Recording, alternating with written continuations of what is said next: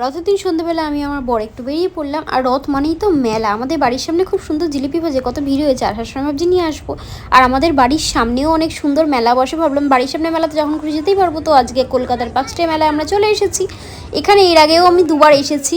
আমার এখানকার ভাইবসটা খুব ভালো লাগে। এখানে অ্যাকচুয়ালি মেলা টাইপের হয় না, একটুখানি জগন্নাথ দেবের নাম কীর্তন, জগন্নাথ দেবকেই মেন ফোকাস করা হয়। আর জগন্নাথ দেব ঘুরু ঘুরু করে চলেও এসেছে, কি সুন্দর লাগছে দেখতে। আর খুব সুন্দর জগন্নাথ দেবের সেবা করা হচ্ছিল, এটা দেখে তো আরও ভালো লাগছে। আর প্রচুর লোকজন ছিল, প্রচুর লোকজন, অনেক দূর দূর থেকেও লোকজন আসে। কিন্তু এখানে ভোগ বিতরণ করা হয়েছিল, কিন্তু অনেক বেশি লাইন ছিল, তাই ভাবলাম একটা মালসা আমরা কিনে নিই। আর ভোগ চলে এসেছে। আর হাঁড়িগুলো কত বড়, আমাকে রান্না করা হয়ে যাবে এখানে। কুপন কাটা হয়ে গেছে, আমার বর ভোগের ওখানে লাইনও দিয়ে দিয়েছি। আর দেখো ঠাকুর ঢোকার 10 মিনিট পরেও এত লোক, প্রচণ্ড বেশি লোক হয়। আর এখানে হচ্ছে কুপন, এখানে ভোগ বিতরণ করা হচ্ছিল। বর বলছিল বলো কোথায় পেলাম, যে কোথাও যাবো না, আগে বাড়ি চলো, বাড়ি গিয়ে ভোগটা তো খেতে হবে। কেমন লাগলো জানিও কিন্তু।